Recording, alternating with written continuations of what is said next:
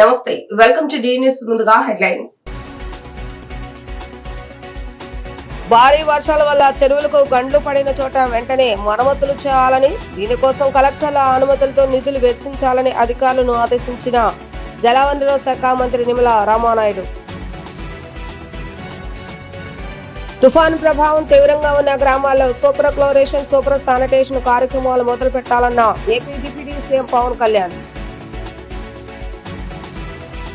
అమరావతి రైతులకు ఫ్లాట్ల కేటాయింపు, రిజిస్ట్రేషన్లపై కొందరు అసత్య ప్రచారం చేస్తున్నారన్న మంత్రి నారాయణ. రైతులకు రిటర్నబుల్ ఫ్లాట్ల కేటాయింపు, రిజిస్ట్రేషన్ల ప్రక్రియ దాదాపు తుది దశకు చేరుకుందని వివరించిన మంత్రి, భారీ వర్షాల వల్ల చెరువులకు గండ్లు పడిన చోట వెంటనే మరమ్మతులు చేయాలని, దీనికోసం కలెక్టర్ల అనుమతులతో నిధులు వెచ్చించాలని జలవనరుల శాఖ మంత్రి నిమ్మల రామానాయుడు అధికారులను ఆదేశించారు.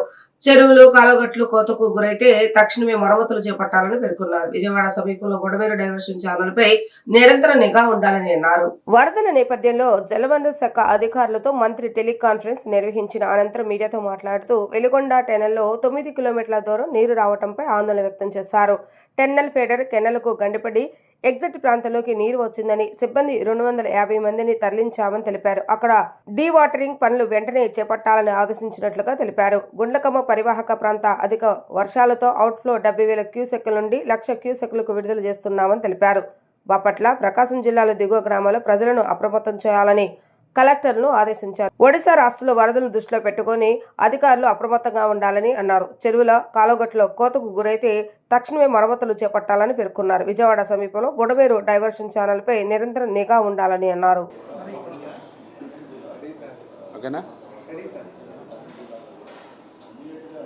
పాత్రికేయ మిత్రులందరికీ కూడా ముందుగా నమస్కారాలు తెలియజేసుకుంటూ, ఏదైతే రాత్రి నరసాపురం ప్రాంతంలో తీరం దాటినటువంటి తుఫానుకి సంబంధించి గత 4-5 రోజులుగా ముఖ్యమంత్రి చంద్రబాబు నాయుడు గారు రియల్ టైం గవర్నెన్స్ ద్వారా ఎప్పటికప్పుడు రివ్యూ చేస్తూ ప్రతి డిపార్ట్మెంట్ని కూడా, అందులో పర్టికులర్గా మా ఇరిగేషన్కి సంబంధించి ఏవైతే ప్రాజెక్టులు ఏవైతే ఉన్నాయో, రిజర్వాయర్స్ ఏవైతే ఉన్నాయో వాటికి సంబంధించినటువంటి అవుట్ఫ్లో ఎంత ఇస్తున్నారు, ఇన్ఫ్లో ఎంత వస్తుంది, ఏ రకంగా రిజర్వ్ చేసుకోవాలనేటువంటి దాని మీద ఆయన ఇచ్చినటువంటి డైరెక్షన్స్ కానీ, అదేవిధంగా ఏదైతే మైనర్ ట్యాంక్స్, ఏదైతే చెరువులు ఏవైతే ఉన్నాయో, మరి ఒక చెరువుకు గండి పడితే అవన్నీ కూడా గొలుసు కొట్టు చెరువులు కాబట్టి మరి వరుసగా ఆ యొక్క ఎక్కడైతే చెరువులకి బండు వీక్గా ఉంటుందో వాటిని కూడా ఐడెంటిఫై చేసి వాటిని ముందుగా వారిని పంపించి అక్కడే మరి ఆ శాండ్ బ్యాగ్స్ ఇవన్నీ కూడా ప్రిపేర్ చేసుకోవడం, అంటే ఇట్లాంటి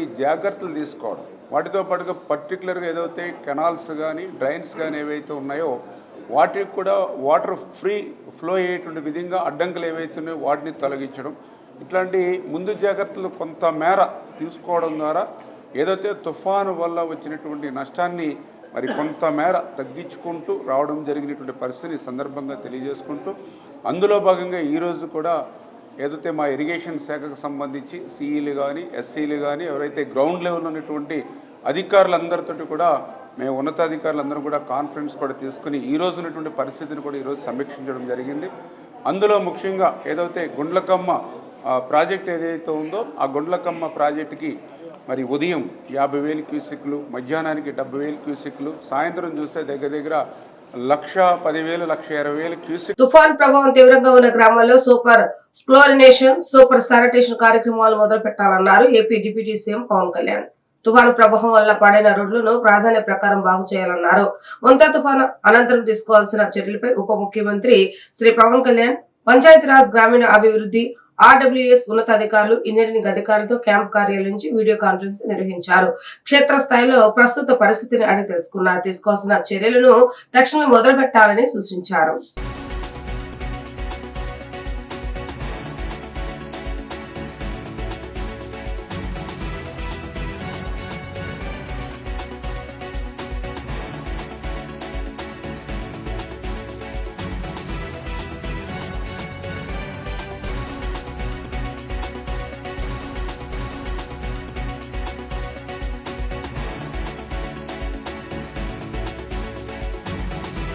అమరావతి రైతులకు ఫ్లాట్ల కేటాయింపు, రిజిస్ట్రేషన్లపై కొందరు అసత్య ప్రచారం చేస్తున్నారని మంత్రి నారాయణ ఫైర్ అయ్యారు.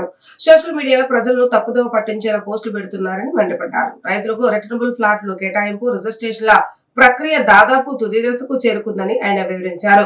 ల్యాండ్ పుల్లింగ్ కింద 30,635 మంది రైతులకు 34,911.23 ఎకరాలు కేటాయించవలసి ఉందని చెప్పుకొచ్చారు. కూటమి ప్రభుత్వ అధికారంలోకి వచ్చిన తర్వాత ఇప్పటి వరకు 2,727 మంది రైతులకు 3,188 ఎకరాల ప్లాట్లు కేటాయింపు పూర్తయిందని స్పష్టం చేశారు మంత్రి నారాయణ.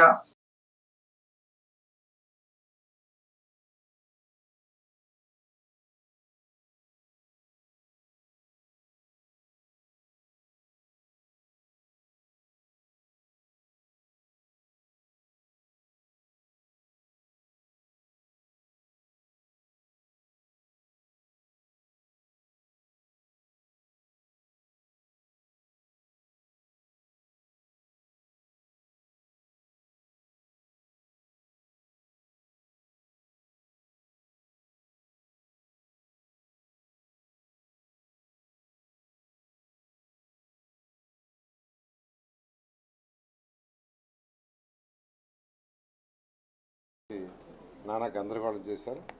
అయితే ఈ ప్రభుత్వం వచ్చిన తర్వాత అనేక సమస్యలు ఉంటే ఆ సమస్యలన్నీ సాల్వ్ చేస్తూ వచ్చాం. అయితే కొన్ని సోషల్ మీడియాలో అక్కడక్కడ ఎవరికి ఇష్టం వచ్చినట్టు వాళ్ళు యాక్చువల్గా సోషల్ మీడియాలో పెడుతున్నారు. ఇది కరెక్ట్ కాదు. ఇప్పుడు ప్లాట్స్కి సంబంధించి ఎవరైతే భూమి ఇచ్చారో వాళ్ళకి తిరిగి ప్లాట్స్ ఇస్తామని చెప్పాం. అది తీసుకుంటే యాక్చువల్గా ఎలక్షన్స్కి అంటే 2014-19లోనే 2014-19 ఉన్నప్పుడే 29,915 మంది యూనిక్ ఫార్మర్స్కి 34,233 ఎకరాలు ల్యాండ్ యాక్చువల్గా ఇచ్చేయటం జరిగింది. ప్లాట్స్ వాళ్ళకి ఇచ్చేయడం జరిగింది. 825 మంది ఫార్మర్స్కి 677 ఎకరాలు యాక్చువల్గా వాళ్ళకి ఇచ్చేయడం జరిగింది. ఈ గవర్నమెంట్ వచ్చిన తర్వాత అదేవిధంగా బ్యాలెన్స్ ఈ రోజుకున్న బ్యాలెన్స్ ఏంటంటే 991 మంది రైతులకి 717 ఎకరాలకు సంబంధించి వాళ్ళకి యాక్చువల్గా ప్లాట్స్ ఇవ్వాలి. సో మొత్తం 34,911 ఎకరాలు. దానికి గాను ఇవ్వాల్సింది 719 ఎకరాలు.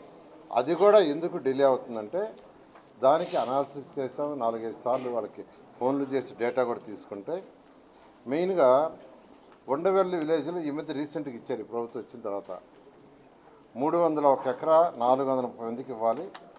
అంతకుముందు అక్కడ లేఅవుట్ లేదు. లేఅవుట్ డిజైన్ చేసి నోటిఫై చేస్తున్నాం. నోటిఫై చేసిన తర్వాత ఒక 30 days వాళ్ళ దగ్గర నుంచి ఏదన్నా అబ్జెక్షన్స్ ఉంటే అవన్నీ తీసుకొని ఫైనలైజ్ చేయాలి.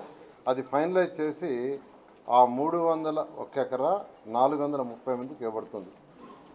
అదేవిధంగా కోర్టు కేసెస్ లిటిగేషన్స్ అన్నదమ్ముల మధ్య వాళ్ళ మధ్య కోర్టు కేసెస్లో ఒక 47 మందికి 84 ఎకరాలు ఉంది. అదేవిధంగా పిఓటి అంటే ఇప్పుడు యాక్చువల్గా జిఓఎంలో డిస్కస్ చేస్తున్నారు.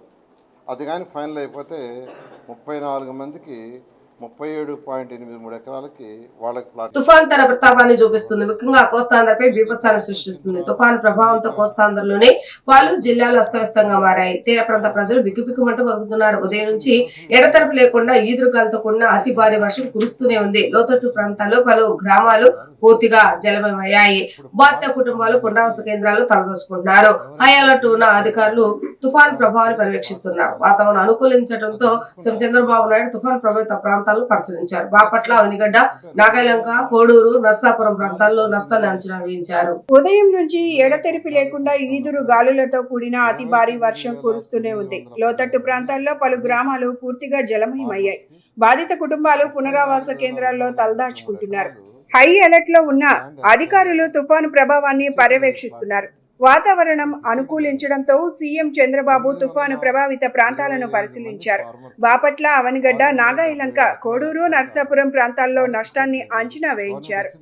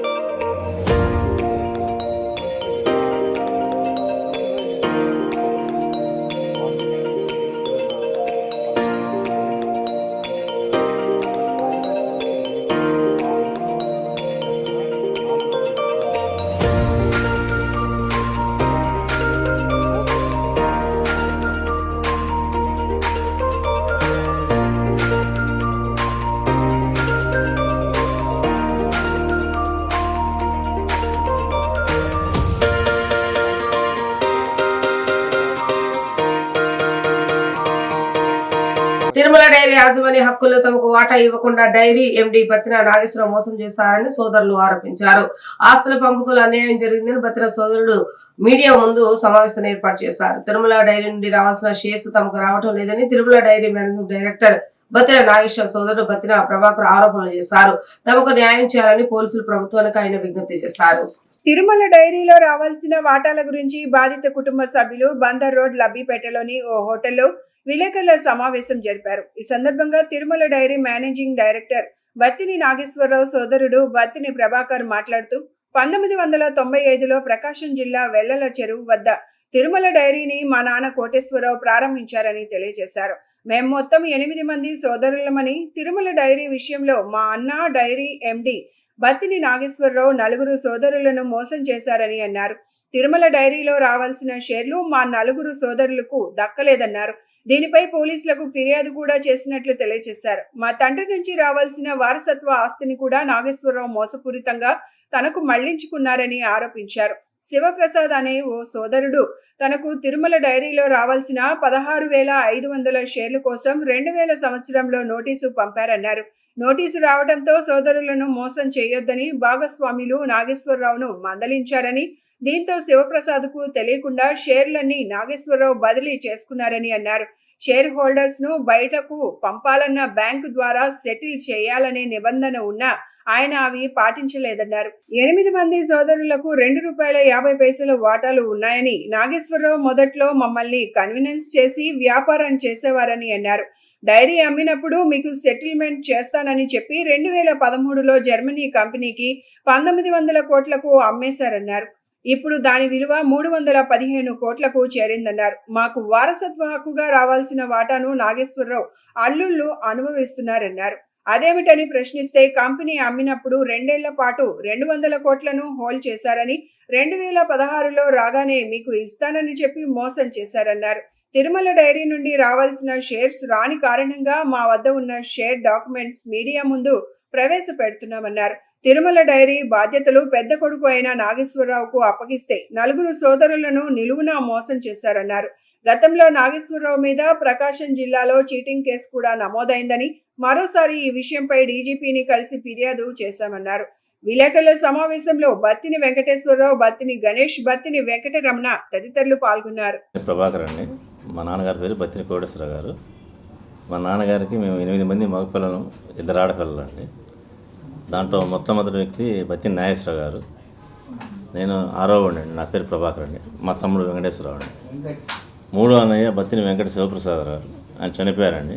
ఆయన భార్య మా వదిన గారు, వాళ్ళ పెద్ద అబ్బాయి. ఇంకొక అబ్బాయి హైదరాబాద్లో జాబ్ చేస్తున్నాడు. మా ఫాదర్ వృత్తిరీత్యా డ్రైవర్ అండి, లారీ డ్రైవరు. ఆయన కష్టపడి సంపాదించిన లారీని ఒకటి అమ్మి ఫైనాన్స్ కంపెనీలో బొల్లా బ్రహ్మనాయుడు గారితో వ్యాపారం స్టార్ట్ చేశారండి 1990లో. ఆ వ్యాపారం మనీ ఫైనాన్స్ అండి కంపెనీ పేరు. దాని మీద వచ్చిన లాభంతో Tirumala dairy milk products Vellala చెరువులో స్టార్ట్ చేశారు. దానికి మేనేజింగ్ డైరెక్టర్ దూలిపల్ల సాంబశివరావు గారు, ఇంకొక డైరెక్టర్గా వచ్చేసి మన దండా బ్రహ్మానందం గారండి. బత్తిని నాగేశ్వరరావు అనే అతను డైరెక్టర్ అండి. ఆ డైరీ 1995లో స్టార్ట్ చేశారండి. 96లో వర్కింగ్ క్యాపిటల్ కోసం మా ఫాదరు, మాది జాయింట్ ఫ్యామిలీ అండి, మాకున్న 4 ఇళ్ళు కూడా సత్తెనపల్లి స్నేహ ఫైనాన్స్ సాంబశివరావు గారి దగ్గర తాకట్టు పెట్టి, ఆ ఇళ్లతో పాటు ఇంకో 2 లారీలు ఉన్నాయండి, ఆ లారీలు కూడా తాకట్టు పెట్టి 10 లక్షల వర్కింగ్ క్యాపిటల్ కింద తీసుకొచ్చాడు ఉమ్మడి కుటుంబంలో. అదేవిధంగా బ్రహ్మనాయుడు గారు కూడా తనకున్న ఆస్తులను తాకట్టు పెట్టి ఫైనాన్స్ తీసుకొచ్చి డైరీ అభివృద్ధి కోసం పాటుపడ్డారండి వాళ్ళు. ఆ విధంగా డైరీ అభివృద్ధి చెందుతున్న టైంలో బత్తిని నాగేశ్వరరావుకి ఒక దుర్మార్గపు ఆలోచన మనసులోకి వచ్చి కలిగిందండి. ఈ డెవలప్మెంట్ మొత్తం కూడా చూసిన తర్వాత ప్రతి ఆస్తి కూడా ఉద్దేశపూర్వకంగానే మా ఫాదరు ఏప్రిల్ 21, 2021 చనిపోయారండి. అంటే ఆయన చనిపోయే నాటికి 87 సంవత్సరాలు. డైరీలో డెవలప్ అవుతున్న టైంలో మా ఆస్తులు తాకట్టు పెట్టినప్పుడు ఏ చిన్న అవకతవకలు జరిగినా మొత్తం కుటుంబం మొత్తం నష్టానికి వచ్చేది. అటువంటిది మా అదృష్టం కొద్ది అభివృద్ధి చెంది లక్షలు సంపాదించారు, డైరీలు కోట్లు సంపాదించారు. ఈ రోజున ఆ క్రెడిబిలిటీ మొత్తం బత్తిని నాగేశ్వరరావు తీసుకొని అన్ని కోట్లు అతనే ఎంజాయ్ చేస్తూ ఉన్నాడండి. కేంద్ర ప్రభుత్వం చేయబోయే జనగణనకు ముందే జిల్లాల పునర్వ్యవస్థీకరణ నివేదిక ఇవ్వాలని ఆంధ్రప్రదేశ్ రాష్ట్ర పౌర సరఫరాల శాఖ మంత్రి నాదెండ్ల మనోహర్ వ్యాఖ్యానించారు. ఈ సమయాన్ని కూడా పరిగణలోకి తీసుకుని అధ్యయనం చేసి నివేదిక ఇస్తామని మంత్రి నాదెండ్ల మనోహర్ పేర్కొన్నారు. సెన్సస్ని అనుగుణంగా ఉండే విధంగా సమయాన్ని కూడా దృష్టిలో పెట్టుకుని ఎంతవరకు మాకు ఆ వెసులుబాటు ఉందో, ఏ స్థాయిలో మేము దానిపైన లోతుగా అధ్యయనం చేసి చేయగలుగుతామో దానికే పరిమితం అవ్వాలని మా గ్రూప్ ఆఫ్ మినిస్టర్స్ ఈరోజు నిర్ణయించుకున్నారు. సో పునర్విభజన జరగక ముందు సెన్సస్ జరుగుతుంది. సెన్సస్కి మేము అందించాల్సిన సమాచారం మన రాష్ట్ర ప్రభుత్వం నుంచి ఖచ్చితంగా నియోజకవర్గ స్థాయి నుంచి, జిల్లా స్థాయి నుంచి, అదేవిధంగా రెవెన్యూ డివిజన్ స్థాయి నుంచి ఆ వివరాలు పూర్తిగా సేకరించి త్వరలోనే ఒక నివేదిక గౌరవ ముఖ్యమంత్రి గారికి, కేబినెట్కి మేము సమర్పిస్తాం. కొండ ప్రాంతాల ప్రమాదంగా ఉన్న రిటైనింగ్ వాల్ నిర్మాణానికి వెంటనే యుద్ధ ప్రాతిపదికన నిధులు మంజూరు చేసి పనులు చేపట్టాలని 50వ డివిజన్ కార్పొరేటర్ బోయి సత్యబాబు డిమాండ్ చేశారు. కొండ ప్రాంతాల అండర్ గ్రౌండ్ డ్రైనేజ్ వినియోగించుకునే విధంగా చర్యలు తీసుకోవాలని అన్నారు. కొత్త నియోజకవర్గం 50వ డివిజన్ పరిధిలోని గొల్లపాలెం గట్టు కొండ ప్రాంతంలో డివిజన్ కార్పొరేటర్ బోయి సత్యబాబు పర్యటించారు. స్థానికంగా నివసిస్తున్న పలువురు ఇళ్లు కూలిపోయిన పరిస్థితిని అడిగి తెలుసుకున్నారు. ఈ సందర్భంగా ఆయన మాట్లాడుతూ తీవ్ర వర్షాలు, ఈదురుగాలు ప్రజల యొక్క జీవనాన్ని అస్తవ్యస్తం చేస్తుందని ఆవేదన వ్యక్తం చేశారు. కొండ ప్రాంతాల ప్రమాదకరంగా ఉన్న రిటైనింగ్ వాల్ నిర్మాణానికి వెంటనే యుద్ధ ప్రాతిపదికన నిధులు మంజూరు చేసి పనులు చేపట్టాలని డిమాండ్ చేశారు. కొండ ప్రాంతాల్లో అండర్ గ్రౌండ్ డ్రైనేజ్ వినియోగించుకునే విధంగా చర్యలను తీసుకోవాలని అన్నారు. బాధిత కుటుంబాలకు ప్రభుత్వం వెంటనే 25,000 రూపాయల నష్టపరిహారం చెల్లించాలని, రిటైనింగ్ వాల్ కూలిపోయిన ఇళ్లకు 5 లక్షల నష్టపరిహారం చెల్లించాలని కోరారు. ఈ తుఫాను వల్ల ఉపాధి కోల్పోయిన కుటుంబాలకు నిత్యావసర సరుకులు అందజేయాలని అన్నారు. ముంపు గురవుతున్న మహంతిపురం, గొల్లపాలెం గట్టు ప్రాంతాల్లో ముంపు నివారణ చర్యలు చేపట్టాలని డిమాండ్ చేశారు. ఈ పర్యటనలో సిపిఎం డివిజన్ నాయకులు జి నాగరాజు, ఎస్ చిట్టి, ఎల్ లక్ష్మీ రవీంద్ర తదితరులు పాల్గొన్నారు.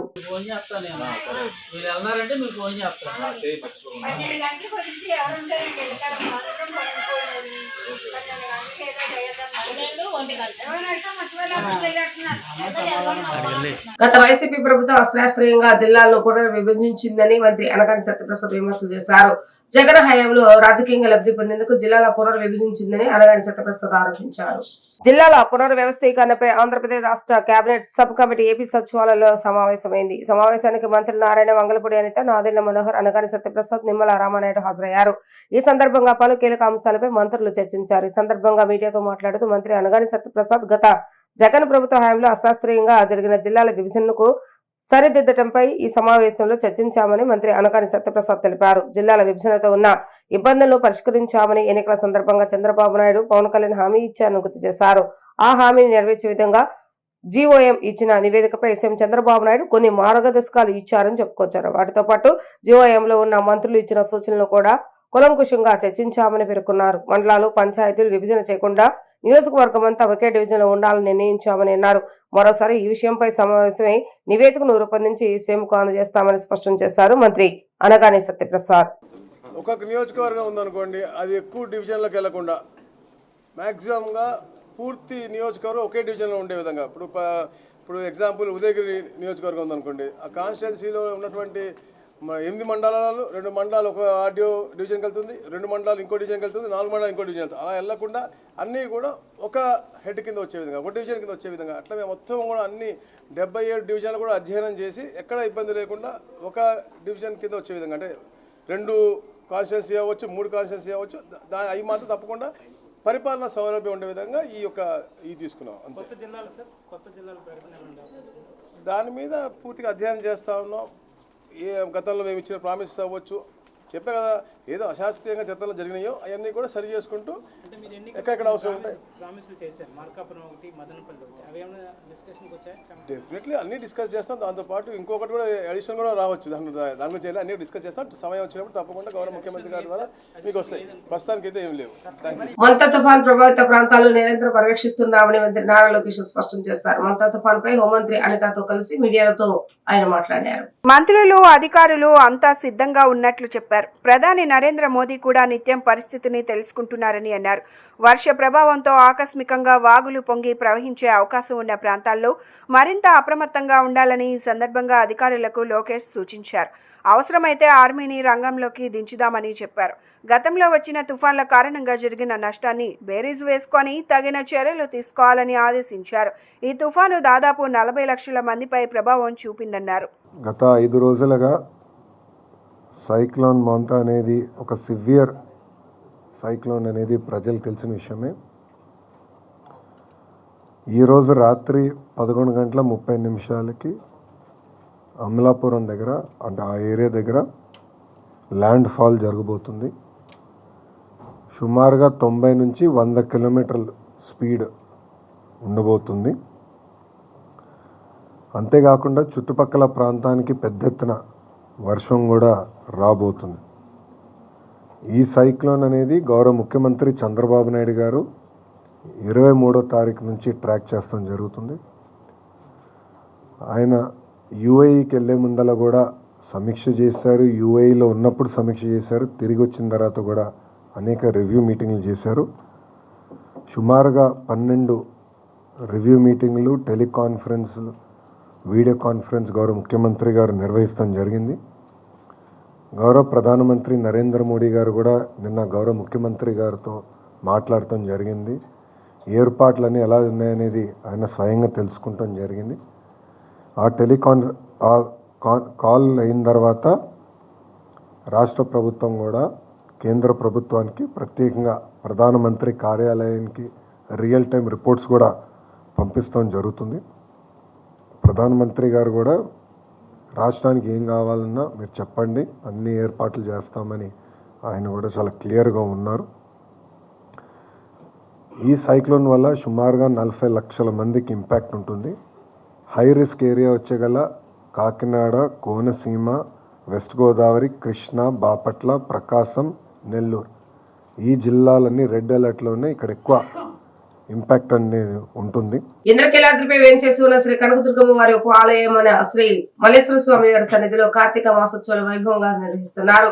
ఈ ఉత్సవాల భాగంగా స్వామివారి ప్రీత్యార్థం సహస్రలింగార్చన భక్తి ప్రవృత్తులతో నిర్వహించారు.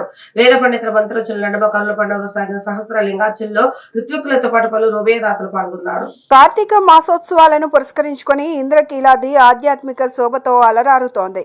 అమ్మవారి ఉపాలయమైన మల్లేశ్వర స్వామి వారి సన్నిధిలో కార్తీక మాసోత్సవాలు అంగరంగ వైభవంగా నిర్వహిస్తున్నారు.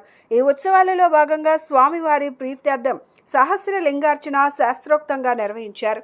1000 మృత్తిక లింగాలకు దేవస్థాన వేద పండితులు లింగార్చన నిర్వహించారు. పసుపు, కుంకుమ, చందనం, విభూతితో పలు రకాల పరిమళ భరిత ద్రవ్యాలతో సహస్ర లింగాలకు అభిషేకం జరిపించారు.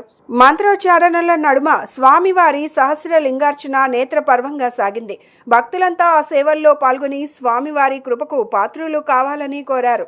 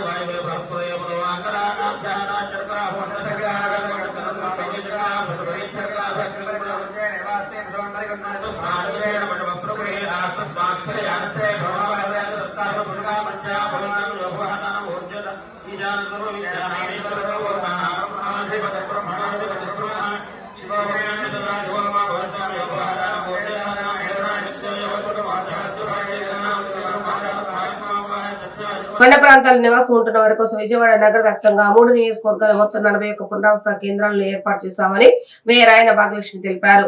నేటి లెక్కల ప్రకారం 3 నియోజకవర్గాలతో కలిపి మొత్తం 349 మంది ప్రజలు పునరావాస కేంద్రంలో బస చేస్తున్నారని మేయర్ పేర్కొన్నారు. వర్షాల కారణంగా ఇబ్బందులు పడుతున్న ప్రజలందరికీ కార్పొరేషన్ అండగా ఉంటుందని ఆమె హామీ ఇచ్చారు. మోంతా తుఫాను కారణంగా విజయవాడ నగరంలో కురుస్తున్న భారీ వర్షాల కారణంగా కొండ ప్రాంతాల్లో నివసించే ప్రజలు తీవ్ర ఇబ్బందులకు గురవుతున్నారు. ఈ నేపథ్యంలో వారి కోసం నగరపాలక సంస్థ తరపున విస్తృత స్థాయిలో పునరావాస చర్యలు చేపట్టామని మేయర్ రాయన భాగ్యలక్ష్మి వెల్లడించారు. కొండ ప్రాంతాలలో నివాసం ఉంటున్న వారి కోసం విజయవాడ నగర వ్యాప్తంగా 3 నియోజకవర్గాలలో మొత్తం 41 పునరావాస కేంద్రాలను ఏర్పాటు చేశామని మేయర్ తెలిపారు. సర్కిల్ 1 పరిధిలోని 15, సర్కిల్ 2 పరిధిలో 16 ఈ కేంద్రాలలో ప్రజలకు పూర్తి స్థాయిలో బాత్రూంలతో పాటు వైద్య సేవలు కూడా అందుబాటులో ఉంచామని, DMHO ద్వారా వారికి ఎలాంటి ఇబ్బంది లేకుండా వైద్య సహాయం అందిస్తున్నామని వివరించారు. ప్రతిరోజు ఎంతో మంది నిరాశ్రయులైన ప్రజలు ఈ కేంద్రాలకు వచ్చి కార్పొరేషన్ ద్వారా ఏర్పాటు చేసిన ఆహారాన్ని తీసుకుంటున్నారని, కొంతమంది భోజనం చేసి వారి బంధువుల ఇళ్లకు వెళ్తుంటే మరికొంతమంది ఆ సెంటర్లోనే ఉంటున్నారని మేయర్ తెలిపారు.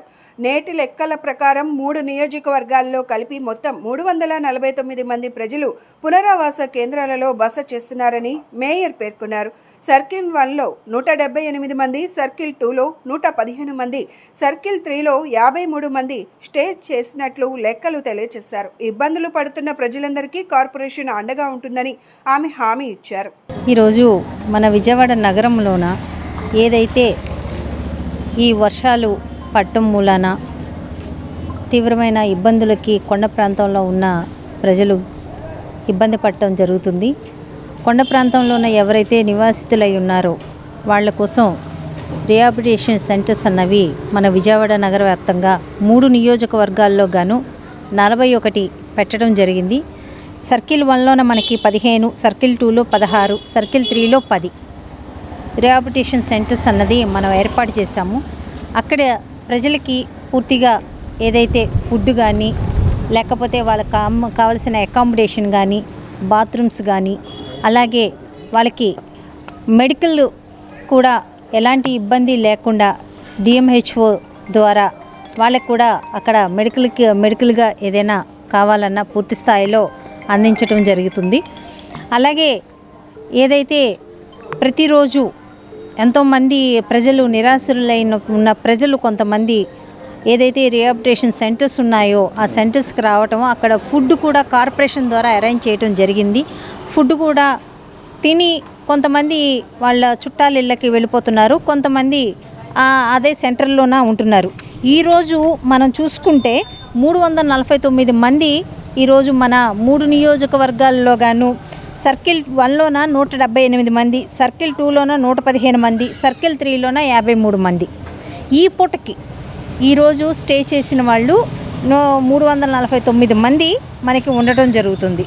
అత్యవసర మెడికల్ క్యాంపులు కూడా మనం పూర్తి స్థాయిలో విజయవాడ నగర వ్యాప్తంగా మనం ఎక్కడ ఫెసిలిటీస్ కావాలంటే అక్కడ మనం అత్యవసరంగా కూడా మనం ఏర్పాటు చేయడం జరిగింది. తాగునీరు నుంచి ప్రతి ఒక్కటి ప్రజలకి అన్నీ అందుబాటులో ఉండే విధంగా నగరపాలక సంస్థ నుంచి కమిషనర్ కానీ, HODs కానీ అందరూ పర్యవేక్షణలోనే ఉన్నారు. ఎవరు సెలవు కూడా పెట్టకుండా పూర్తి స్థాయిలో మున్సిపల్ సిబ్బంది అంతా గ్రౌండ్లోనే ఉండాలని చెప్పి ఆదేశాలు కూడా ఇవ్వడం జరిగింది. రాష్ట్రంలోని 7 తీర ప్రాంత జిల్లాలపై వంత తుఫాన్ పంజా విసిరింది.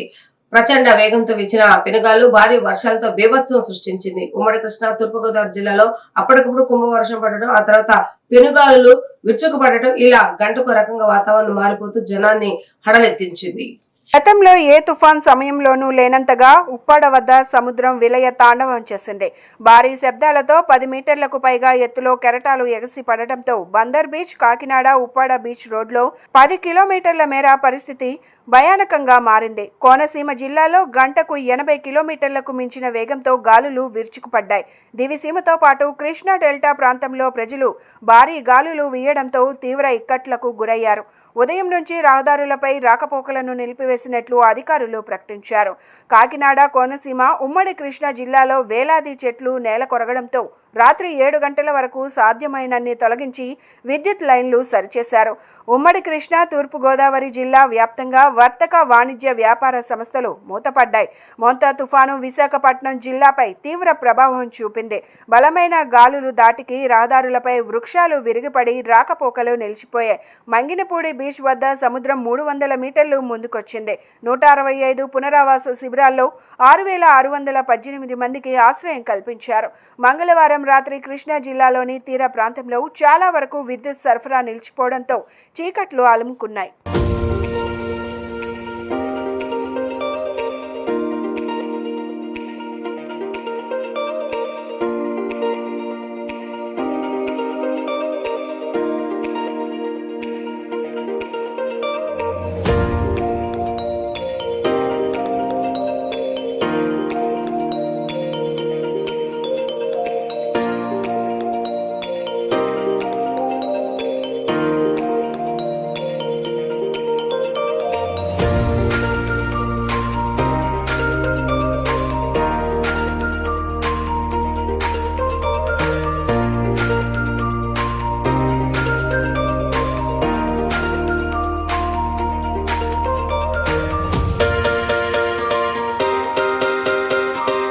మొంతా తుఫాను ప్రభావంతో గత 2 రోజులుగా కురుస్తున్న భారీ వర్షాలకు గొల్లపాలెం గట్టు కొండ ప్రాంతంలో చక్క వీరమ్మకు చెందిన ఇల్లు కూలిపోయిందని సిపిఐ నగర కార్యదర్శి జి కోటేశ్వరరావు తెలిపారు.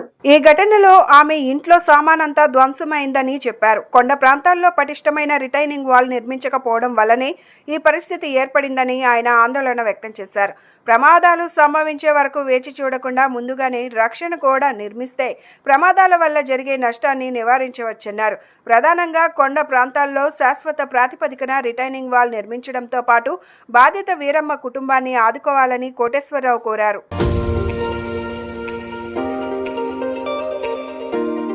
గత 2 రోజులుగా విస్తారంగా కురుస్తున్నటువంటి వర్షాలకి తుఫాను ప్రభావంతో 50వ డివిజన్ ఒడుగువారి వీధిలోని డోర్ నెంబర్ 6-13-19/2 ఇల్లు వీరమ్మ గారి ఇల్లు కూలిపోయింది.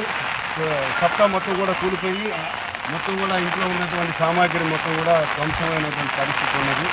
కాబట్టి అధికారులు ఈ సందర్భంగా సిపిఐగా విజ్ఞప్తి చేసేది కొండ ప్రాంతాల్లో పటిష్టవంతమైనటువంటి రిటైనింగ్ వాల్స్ నిర్మాణం చేపట్టడం, అలాగే గుబురుగా పెద్దగా పెరిగిపోయినటువంటి చెట్లు, చాలా ప్రమాదకరంగా ఉన్నటువంటి చెట్లను తొలగించేటటువంటి దానికోసం చర్యలు చేపట్టాలని చెప్పి ఈ సందర్భంగా చెప్పేటటువంటిది ప్రమాదం సంభవించేటటువంటి సందర్భంలో అధికారులు అప్రమత్తమై వారికి సహాయక చర్యలు చేయటంలో నిమగ్నమవుతూ ఉన్నారు. అలాగే రిహాబిలిటేషన్ సెంటర్స్ ఏర్పాటు చేయడంలో చేస్తూ ఉన్నారు. కానీ మేము అడిగేటటువంటిది, మేము సూచించేటటువంటిది ప్రభుత్వానికి, అధికారులకి prevention is better than cure అన్నారు పెద్దలు.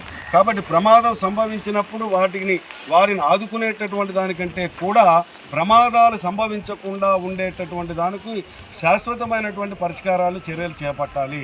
అంటే ప్రధానంగా కొండ ప్రాంతాల్లో రిటైనింగ్ వాల్స్తో పాటు మురుగునీరు పారుదలయ్యేటటువంటి డ్రైనేజ్ వ్యవస్థ సరిగ్గా లేకపోవటం వలన ఆ డ్రైనేజీలో వచ్చేటటువంటి వాటర్ కొండ చెరువుల్లోకి వెళ్ళిపోవటం వలన తరచూ కూడా సాయిల్ అంతా కూడా మెత్తబడిపోయి ఇలా వర్షాలు వచ్చినప్పుడు అదంతా కూడా ఇళ్ల మీద పడేటటువంటి పరిస్థితి ఉన్నది. కాబట్టి తక్షణమే నగరపాలక సంస్థ అధికారులు ఈ విపత్తుని, ఈ తుఫాన్ని జాతీయ విపత్తుగా భావించి కేంద్ర ప్రభుత్వం, రాష్ట్ర ప్రభుత్వానికి తగు మోతాదులో నిధులు కేటాయించడం వలన నగరపాలక సంస్థకి నిధులు రాబట్టడం ద్వారా కొండ ప్రాంతాల్లో ఉన్నటువంటి నివాసిత ప్రాంతాల్లో డ్రైనేజ్ వ్యవస్థను మెరుగుపరచడం, రిటైనింగ్ వాల్స్ నిర్మాణం చేయటం, అలాగే ప్రమాదపరితంగా ఉన్నటువంటి చెట్లను, పెద్దగా మానులై ఉన్నటువంటి చెట్లను తొలగించడం ద్వారా ఈ రకమైనటువంటి ప్రమాదాలు నివారించేటటువంటి దానికి శాశ్వతమైనటువంటి చర్యలు చేపట్టాలని ప్రభుత్వ అధికారులని ఈ సందర్భంగా సిపిఐగా కోరుతా ఉన్నాం. వార్తలు ముగించే ముందు హెడ్లైన్స్ మరొకసారి. భారీ వర్షాల వల్ల చెరువులకు గండ్లు పడిన చోట వెంటనే మరమ్మతులు చేయాలని, దీనికోసం కలెక్టర్ల అనుమతులతో నిధులు వెచ్చించాలని అధికారులను ఆదేశించిన జలవనరుల శాఖ మంత్రి నిమ్మల రామానాయుడు. తుఫాను ప్రభావం తీవ్రంగా ఉన్న గ్రామాల్లో సూపర్ క్లోరేషన్, సూపర్ శానిటేషన్ కార్యక్రమాలు మొదలు పెట్టాలన్న AP deputy CM Pawan Kalyan. Amaravati రైతులకు ఫ్లాట్ల కేటాయింపు, రిజిస్ట్రేషన్లపై కొందరు అసత్య ప్రచారం చేస్తున్నారన్న మంత్రి నారాయణ. రైతులకు రెట్టింపుల ఫ్లాట్ల కేటాయింపు, రిజిస్ట్రేషన్ల ప్రక్రియ దాదాపు తుది దశకు చేరుకుందని వివరించిన మంత్రి. ఇవి ఈ రోజు వార్తా విశేషాలు. మరలా తిరిగి ప్రసారమయ్యే వార్తలు మళ్ళీ కలుద్దాం. అంతవరకు సెలవు. నమస్కారం.